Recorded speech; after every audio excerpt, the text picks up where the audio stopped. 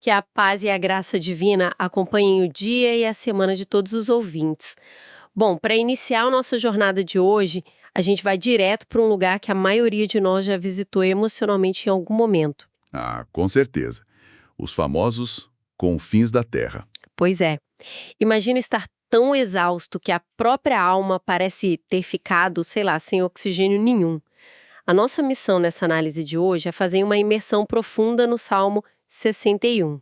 Que é um texto milenar, né? Escrito por Davi. Isso, escrito por Davi para o mestre de canto, e com detalhe, acompanhado por instrumentos de cordas, mas que carrega um mapa psicológico incrivelmente moderno sobre a exaustão humana. E para guiar a gente nessa conversa, nós vamos usar o próprio texto bíblico como base, claro. Mas também alguns materiais de apoio excelentes. Exato. Nós vamos puxar os fios condutores das notas da Bíblia de Estudo Nova Almeida Atualizada, a NAA, e também trazer as análises fundamentais do estudioso Ellen P. Ross. O material dele é essencial para a gente entender o contexto histórico por trás dessas palavras. Com certeza.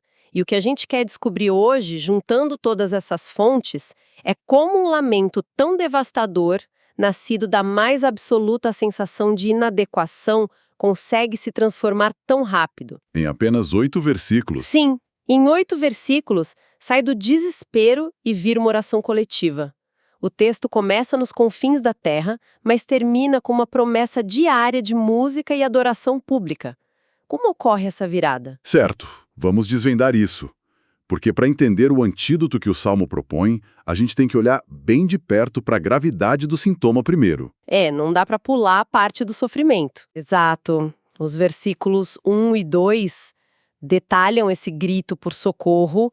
O salmista diz, e eu vou citar aqui, desde os confins da terra clamo por ti no abatimento do meu coração. E essa palavra abatimento carrega um peso enorme aí de fraqueza extrema. É uma exaustão paralisante, sabe? Sim, e lendo os comentários do Allen Ross sobre isso, fica muito claro que, embora o Salmo não venha com uma daquelas notas de rodapé históricas precisas... Tipo, escrito no dia tal, após a fuga, tal... Isso. Mesmo sem isso, a linguagem inteira respira o pó do deserto rochoso. Porque, historicamente, a gente sabe que Davi passou anos da vida dele sendo caçado, né? Sobrevivendo por um triz o tempo todo. Pois é, dormindo com o olho aberto em cavernas de calcário, fugindo de inimigos reais.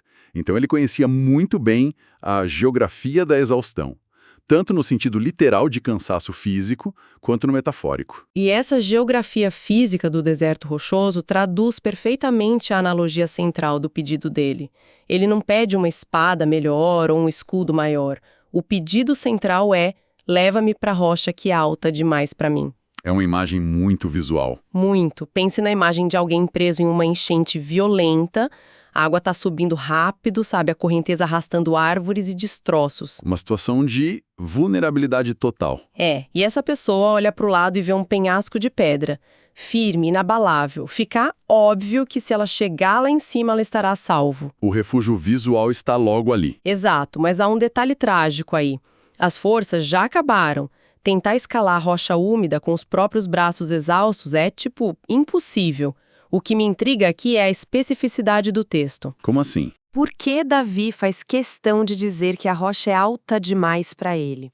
Sendo um guerreiro experiente, acostumado com batalhas pesadas, por que ele não pede simplesmente mais força ou estamina de Deus para continuar escalando sozinho? É uma ótima pergunta. Porque pedir força para escalar significaria que a salvação ainda dependeria da performance dele, entende? Ah, verdade. Ele ainda seria o herói da própria história. Exatamente. E a genialidade desse lamento é justamente o reconhecimento brutal de que o esforço humano, a genialidade tática, a resiliência, tudo isso faliu.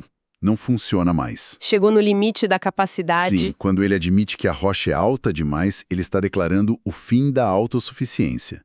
A rocha denota um local de segurança definitiva, claro, mas uma segurança que requer intervenção divina direta. Ele não está pedindo, um treinador motivacional ou um manual de escalada. Ele está pedindo para ser carregado. É isso. Se Deus não o erguer e o colocar no topo dessa rocha inatingível, a enchente vai levá-lo. Só a condução divina pode colocá-lo a salvo de verdade. Uau, isso muda completamente a perspectiva de qualquer crise. Não é mais um, tipo, me ajude a resolver isso, é um resolva isso porque eu não dou conta. É uma mudança de patamar de fé muito profunda. E a linguagem do texto acompanha essa mudança de uma forma brilhante, eu acho. Porque uma vez que ele é elevado a essa rocha segura, a natureza da proteção se transforma drasticamente. E fica muito mais íntimo, né? Muito. Nos versículos 3 e 4, a gente sai daquele ambiente externo hostil e entra num cenário muito diferente. Ele diz que Deus tem sido uma torre forte contra o inimigo. Que é uma linguagem militar pesada. Sim, mas logo no fôlego seguinte, o anseio dele muda para habitar no teu tabernáculo e abrigar-me no esconderijo das tuas asas. Aqui é que a coisa fica realmente interessante. Como passamos de arquitetura militar pesada, tipo torres de pedra e fortalezas, para tendas de tecido e penas macias? Parece uma contradição. Olha, pode parecer uma contradição estética ali numa leitura rápida, mas na verdade é uma teologia profundíssima sobre como o salmista entende o caráter de Deus. Explica melhor isso. A palavra base que aparece ali para refúgio é o termo hebraico masé, que implica um abrigo contra o perigo iminente.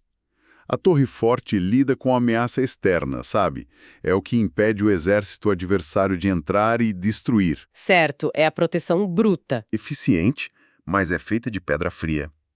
É um lugar projetado para sobrevivência, não para intimidade ou descanso. É por isso que o poeta não para na torre. Ele precisa de mais do que só sobreviver. Exatamente. Ele avança para a tenda e para as asas, porque a proteção divina precisa nutrir a alma e não apenas preservar o corpo. Ele mostra que Deus é a defesa impenetrável contra as ameaças de fora, mas também é o lugar mais acolhedor de refúgio íntimo. A imagem do pássaro escondendo os filhotes, né? Sim, que é uma metáfora riquíssima no Antigo Oriente Próximo. Sob as asas de uma ave-mãe, o filhote está protegido da visão do predador. Mas ele também está aquecido ouvindo o batimento cardíaco da mãe. O perigo lá fora pode até continuar existindo, mas ali dentro, a experiência de paz. Ele passou do pânico de ser caçado no deserto rochoso para a tranquilidade de estar aninhado. Perfeito. Mas me permita fazer o papel de advogada do diabo aqui por um momento. Claro, manda ver. A gente sabe que Davi é o rei, certo?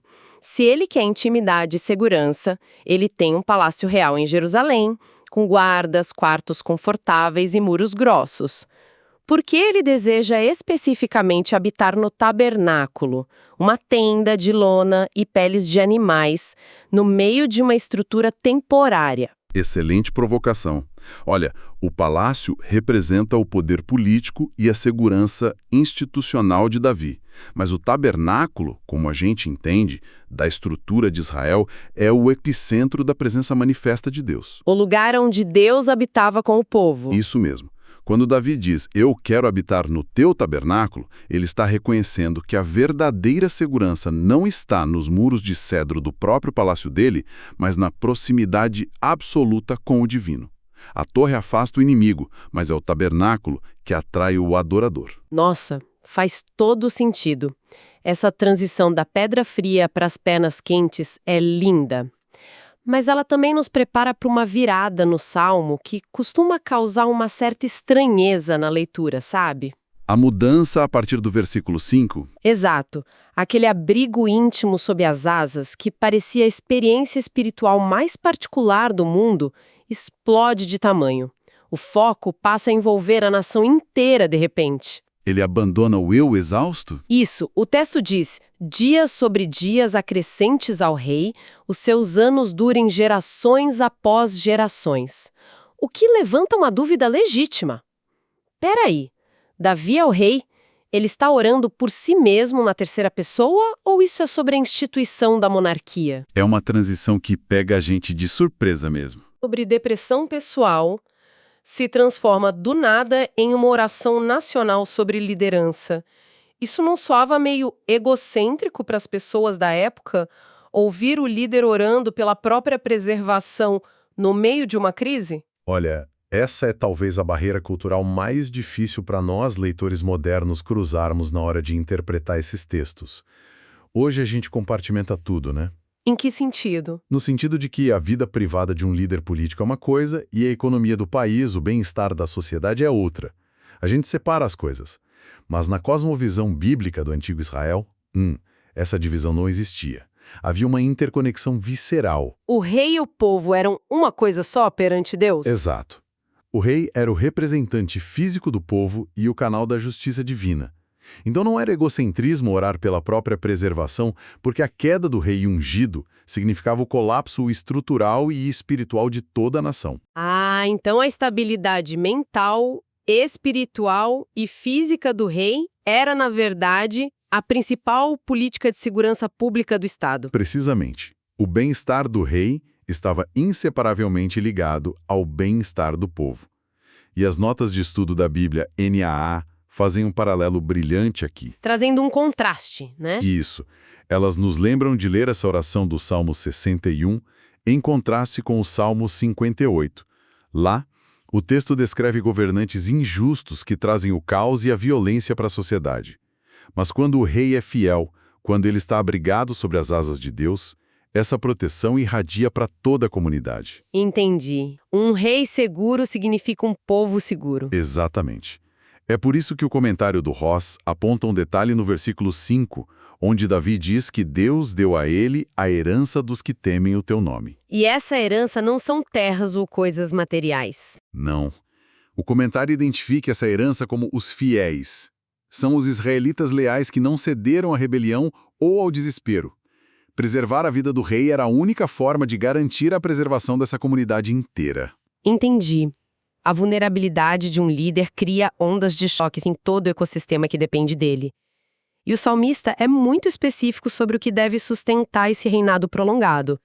No versículo 7, ele pede para que, e eu cito, a bondade e a fidelidade preservem o rei diante de Deus. E não as armas ou as alianças políticas. Exato. Não é o exército permanente, não são os acordos com nações vizinhas, é a bondade e a fidelidade divinas. E aqui a gente precisa parar e olhar para o peso dessas palavras hebraicas originais. A palavra que a gente lê como bondade aí é hesed. Hesed é uma palavra muito rica no hebraico, né? Muito. É um dos termos teológicos mais densos que existem lá. Porque hesed não é apenas uma emoção, sabe? Não é uma compaixão passageira de alguém que sentiu dó. É algo mais estrutural. Isso. É traduzido frequentemente como amor leal. É uma misericórdia que está enraizada em uma aliança inquebrável.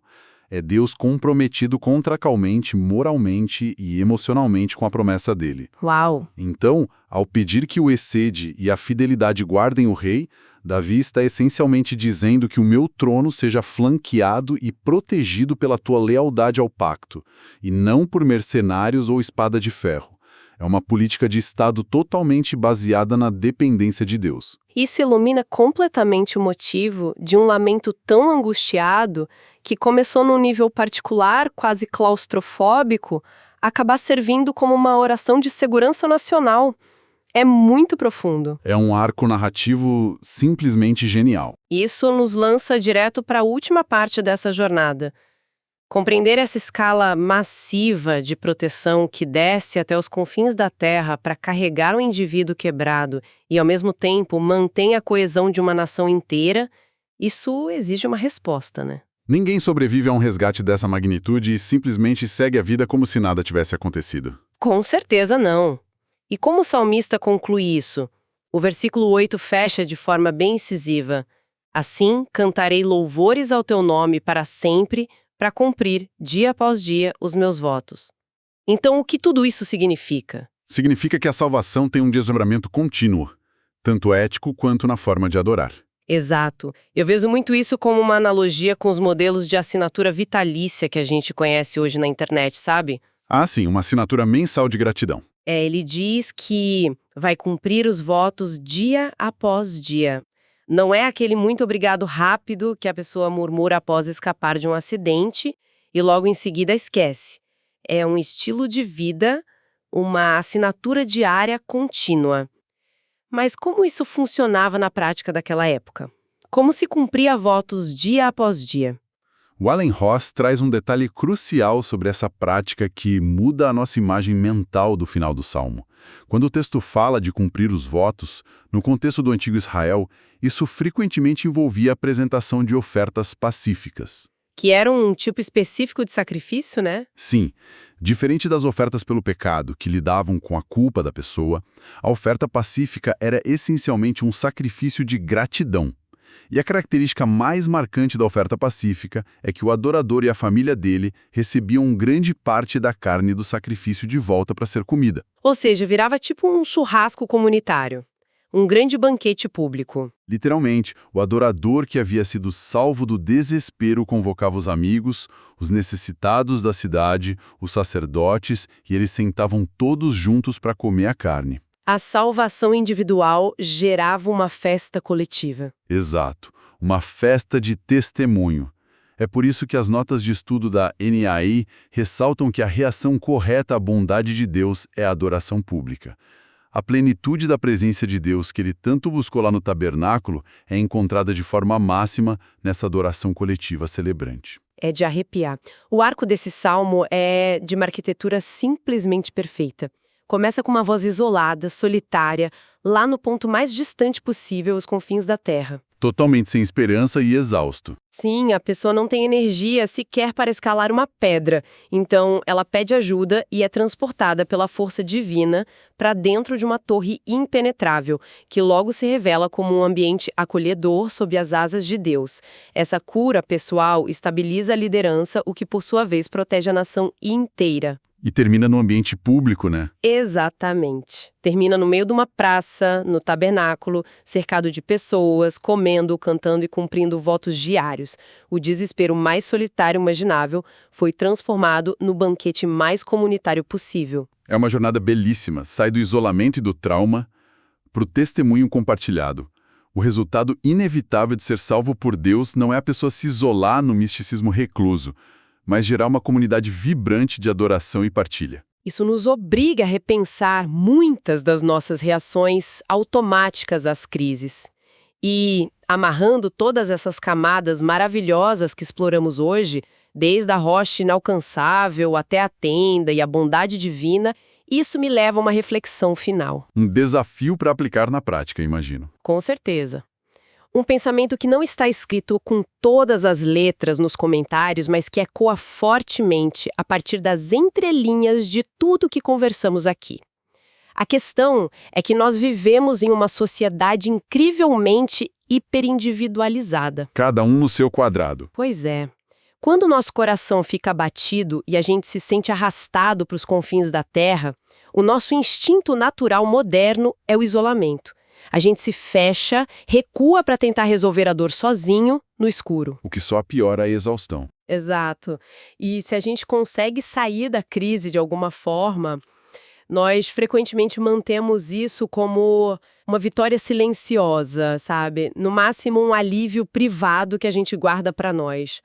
Mas Davi faz exatamente o oposto. A cura dele não estava completa até que a sobrevivência dele se tornasse um banquete público, uma oferta pacífica compartilhada com todo mundo ao redor. Ele transformou o resgate dele numa festa para os outros. Sim, e o que nos falta hoje talvez não seja apenas a capacidade de admitir que a rocha é alta demais para nós e que precisamos de Deus. Talvez o que nos falte seja o tabernáculo no final do processo, sabe? Onde nós vamos hoje para processar coletivamente as nossas curas privadas. Uma pergunta fortíssima. Onde está a comunidade para transformar esse luto solitário em um cântico público? Exato, dia após dia. Se a salvação divina é um banquete de gratidão, nós não fomos feitos para comer sozinhos num canto. Fica aqui esse questionamento profundo para cada um refletir ao longo da semana. Que Deus abençoe todos os ouvintes.